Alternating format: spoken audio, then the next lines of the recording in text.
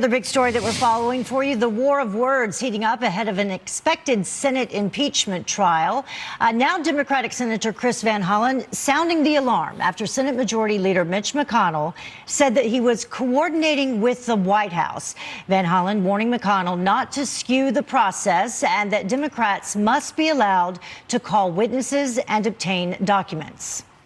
Is Senator McConnell, the Republican leader, going to try to rig this trial right from the start, working in lockstep with the president and his lawyers, or is he going to allow a fair trial? Look, if you have a rigged trial, there is no exoneration in acquittal. But Republican Senator John Kennedy defending McConnell's move. I think Senator McConnell is entitled to his opinion and his approach. When it comes to impeachment, the rule is that there are virtually no substantive rules. There are no standards of proof. There are no rules of evidence. And every senator, unless we pass a new rule by 51 votes in the Senate, is entitled to approach it his own way. So let's bring in our power panel. Mark Larson, radio talk show host, and Leslie Marshall, Fox News contributor and syndicated radio host as well. Thank you both for joining us. We appreciate it. Good morning, Heather. Mark, I'll begin with you. Is it fair to suggest that McConnell is rigging the system? Well, you got to admire the theater that they have there in the Senate, like they did on the House side with Schiff and Nadler. But the key word apparently must have come out over the weekend to use the R word, rigged. It's going to be as fair, probably make the case a lot more fair than it was on the House side. This is a continuing dance. They should get some theater awards for this, but it's holding up the nation's business.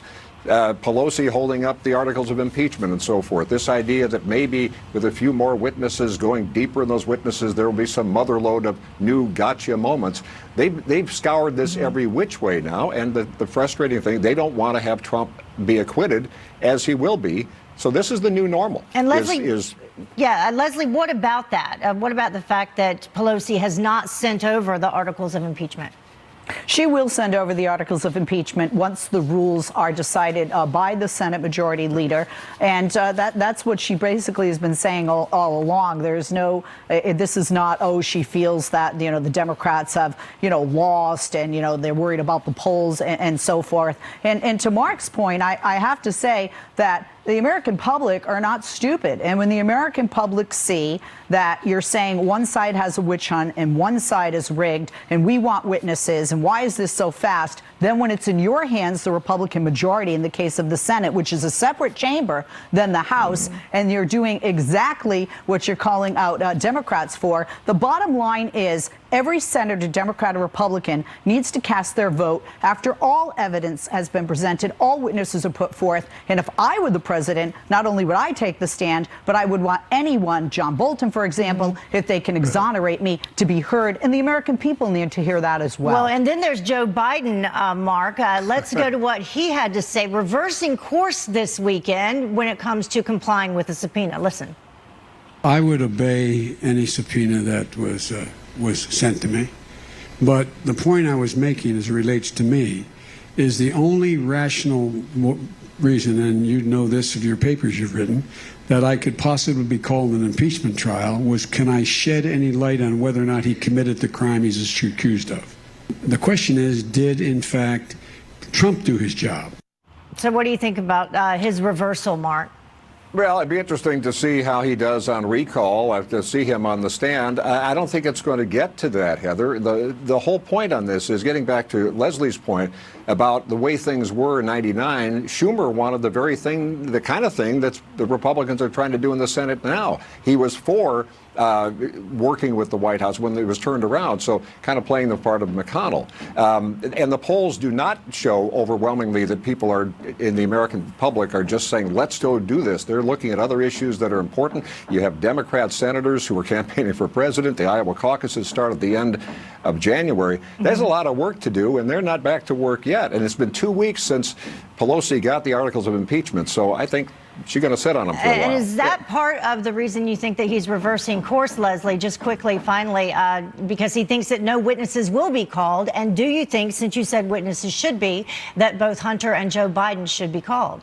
I don't think Hunter and Joe Biden should be called because we already know that all of the finger pointing and allegations against the Bidens have not been proven. And this in the Senate is a trial about the conduct or lack of and abuse of conduct of the office of the presidency. And Joe Biden has nothing to do with that. Anyone should comply with these subpoenas. So I'm glad he reversed course, but I look at more as clarifying what he meant by his earlier remarks. All right, well, we're going to bring you both back, so stick by. 2020, that is hard to believe. Well, NBC's Chuck Todd now facing backlash for his on-air reading of a letter to the editor in a Kentucky newspaper that mocks Christian Trump supporters by likening a Bible story to a fairy tale. Todd calling it a fascinating attempt to try and explain why people support the president. Listen. I want to read you guys a letter to the editor that we found in the Lexington Herald-Leader. It was a fascinating attempt at trying to explain why some people support President Trump.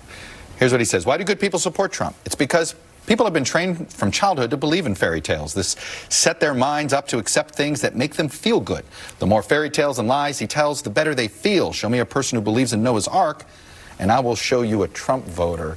But one of Todd's guests, Washington Post executive editor Marty Barron, didn't seem to buy it. Watch this. I don't want to be dismissive of people who support the president. Right. I think they're owed our respect, and they certainly have mine. But you know, they feel that the so-called elites in Washington have not paid attention to them, that they don't understand their lives, they don't understand their concerns, that they and they're not being heard. And they feel that the president is actually listening to them. So let's bring back our panel, Mark Larson and Leslie Marshall. Thank you for sticking around. Leslie, I'm going to start with you this time around. Isn't this exactly why people voted for President Trump when you start questioning their faith, calling the Bible and stories in the Bible fairy tales? Nobody should be mocking anybody's faith, and that includes the president. And quite frankly, Chuck Todd forgot Journalism 101, which I think we all know, Heather, you and I know, which is you don't make yourself the story. You're supposed to report the news, not opine about it, unless you're like me, you're a talk show host or an analyst or a pundit or a strategist who does do that. With regard to Christianity, though, there are people out there who question people when they say, well, what would Jesus do? Because they find a lot of what the president does or the support of what the president has done in mocking others, for example, not to be very Christian or Christ-like. Yeah. Mark, your response to that? Well, you know, God and Jesus aren't card-carrying members of any party, for that matter. But as far as the fictional fairy tale thing, you would think that Chuck Todd would know. NBC and he, at many times, have had some very interesting fictionalized things. George Zimmerman, Trayvon Martin, what they did with some of the coverage on that. You go back through the ages. But the bottom line is politicians do want to give people what they want to hear. They don't want to give them the bad news all the time. And Leslie and I agree on the fact that Trump, this is the kind of thing that got Trump elected. It's more of the same. And to discount it and to diss people of faith, the real issue is that's not smart. Yeah. Because that's the kind of thing that got him into this in the first place. And I was going to say, Leslie, is this an indication to you that the Democrats this time around have not learned anything from the last time around? Are you concerned about that? You know, first of all, Chuck Todd isn't representing the Democratic Party. He's not running for office. But I do think, when I first heard it, I did think deplorable. And I thought, you know, that was not a wise move. Nobody should be mocking anybody. I don't care if you're the president or running for president, because you're going to be or hoping to be the president for all people. And that includes people that believe in Noah's Ark, and many people do. And by the way, there's scientific and historical evidence to prove that there was a great flood at that time. So it's not just the religious or Trump supporters that might believe that. Yeah, good point. We agree again. Mark, Okay. you get the final word on this. Well, let's all be accurate in reporting. That would be helpful, right? I mean, for Chuck Todd to find this piece that went back, and we came across this. It was out almost a year ago. He knew what he was doing with that, and it's the kind of thing that comes up around Christmas every year. The old days, Newsweek and Time would run the "Is God Dead" kind of stories. It's part of the season. But it's also just so disingenuous. And again, both sides have their moments. But this is the kind of thing that's going to inspire more people to get off the couch and vote, and most likely vote for Trump this time. All right, we will see. Or again. Thank you both for joining us today, and Happy New Year, by the way. Happy New Year.